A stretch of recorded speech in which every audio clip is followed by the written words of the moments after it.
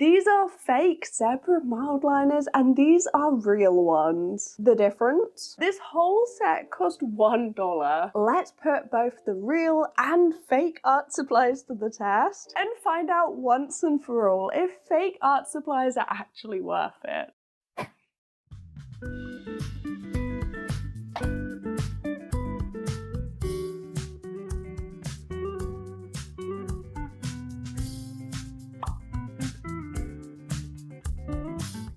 Reaching for every single Mildliner, fake and real, and you can see already it's hard to tell. Without looking up close, they look identical. This is the real Zebra Mildliner, and the fake has similar font, similar logos, symbols. From a distance, you really can't tell, but up close, of course the words look different. The bullet tip looks pretty much identical to the real one. A little bit different on the inside, but you can't really tell. The real difference comes from the other end. But there are only minor design choices. Slightly different lids and a different gap where it joins. The real is stubby whilst the fake has a longer chisel. They're incredibly similar.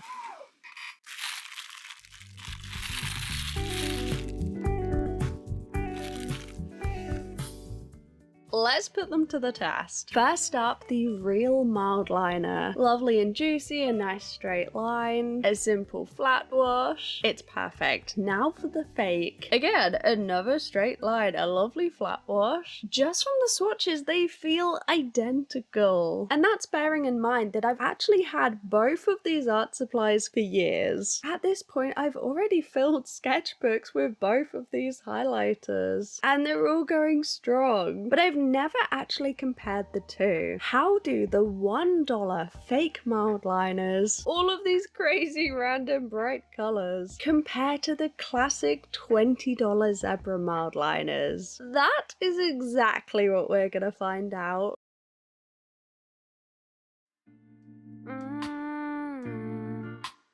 Why does it always start the same? Soon as I'm feeling sane and happy by myself, you walked into my life. We have a sketch of a person. One thing I have not considered is the color selection. We don't really have skin tones. And one thing I've noticed before with the fake set, they are very bright, incredibly so. There's a neon yellow, like a classic highlighter, that you don't really tend to get in the Mildliners. We've got a bright orange. We don't really have skin tones. So we're gonna try our best to ignore the colors today and judge the art supplies at hand. The person is yellow, it's stylized. We're making days, babe. I want you to take me away. It's been a while, but if you wanna make me smile, you'd make my day, make my day. I've always been this way. Let's run away, and let's make days. You can't be surprised by the caution in a girl ruled by Mars. She don't trust the stars. Oh, you're an old soul like me, a noble age, fine like whiskey. Laughing about crosswords over coffee. Still, you'll never be as smooth as me. The first thing I noticed when using the fake Mildliners are that at first they seem very juicy, they seem identical, and then very quickly get just a little bit drier, a little bit scratchy on the surface, and they do feel slightly different. These kinds of pens generally don't blend, they dry immediately, so that's not gonna happen today. And a lot of people will use these pens for highlighting and journaling, and that is completely fine. fine. Though it would be hard to compare in that sense. This way we really are putting them to the test. Layering, scrubbing, and seeing what happens. It does pill at the paper just a little bit, but other than that, one colour is going on top of the other insanely well. For the first 3 layers, nothing is getting picked up. It's only becoming a problem later on when we've already got so much colour down. I guess because these pens aren't super juicy, once they're down, they're down. They're not really budging until we're actually pushing them just a little bit too far. The craziest thing so far has been that every single one of the pens in this set has already been used for over a year. For things like the 5-hour colouring challenge and even the 24-hour colouring challenge that we did on the channel, we used the Zebra Mildliners to fill entire colouring pages, real and fake, and they've both held up. I think one of the biggest assumptions when it comes to buying own brand art supplies or white label art supplies is that they're not gonna hold up over time. And so far that's been the biggest surprise with this set. It's not like we are unboxing them and testing them and they work great immediately, because a lot of the time they kind of do. It's hard to tell how an art supply is gonna last over time if you're only testing it there and then. So today we are testing them, but they have been used a lot, like every week for an entire year at this point, and this is what we have. There's only one colour that's a little bit dry and it seems to be a green, which is kind of unfortunate because there's so much green going on in the hair. But other than that, I'm impressed with the $1 fake Mildliners. Can you believe? Like to think I see right through it, except when I don't, and I'm too blind. That is the cheaper side all done. It's looking very bright.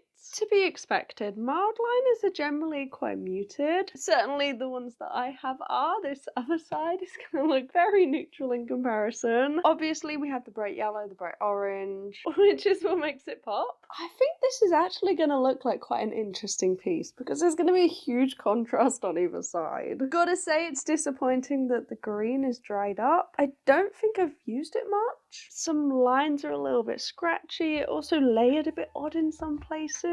There it kind of picked up the paper a little bit, but we'll have to see. Let's see if the Mildliners work in the same way or if these are completely trash. With a very different colour palette, we have pinks, purple, blue, green, yellow, and grey. So we haven't really got a dark tone, and I'm not sure how neutral these are going to be for the skin tone, but we're not really comparing the colours, we're comparing how the pens work. These are a fraction of the cost. Use them quite a bit, maybe not the green so much, but they have been used a lot, both of them. And considering we've already filled a lot of colouring pages with these, they're not really dry. Apart from that green. Already it seems like they've held up pretty well, but we have to compare. Let's find out if the Mildliners are actually better. Or maybe they're both the same. Let's see. I think for our skin tones, I haven't got any swatches, but perhaps the mustard, brown, pink,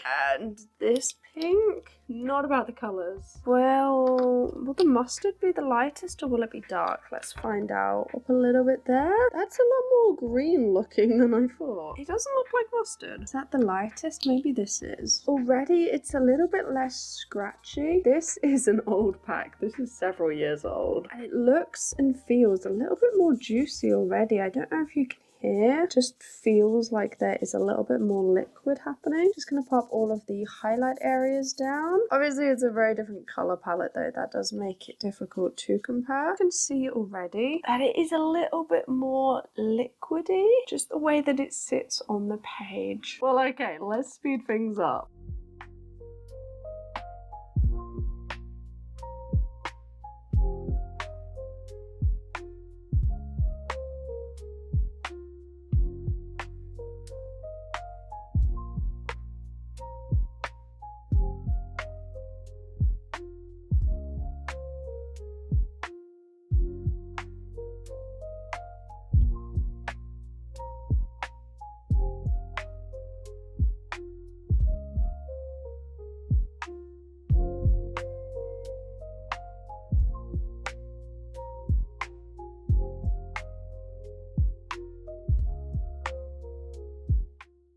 Okay, first things first. Obviously the color palette is looking very different. If there's one thing that mild liners are known for, it is being mild. It's in the name. They're like highlighters, but mild. So they're pastel and they're lighter and they don't have very much pigment. I guess the fake mild liners didn't really get that memo when they just called them highlighters. It got missed. That's fine, it's not even in the name. Pretty surprising just how muted they are here though, because every time I go to use them I think they're gonna be super light and they're always darker than I thought, but comparing this to the extremely bright page on the left, they look very muted. And they do work differently. Okay, so these mild liners, the genuine real $20 mild liners, are juicier, which you'd think is good. However, because they're juicier, they are going down, staying wet for a little bit, but they're not blending with a different color, so kind of tears at the page a bit. And then once it's dry, you go and add the second or third layer and you can't. It's literally not layering. It is so juicy, it's just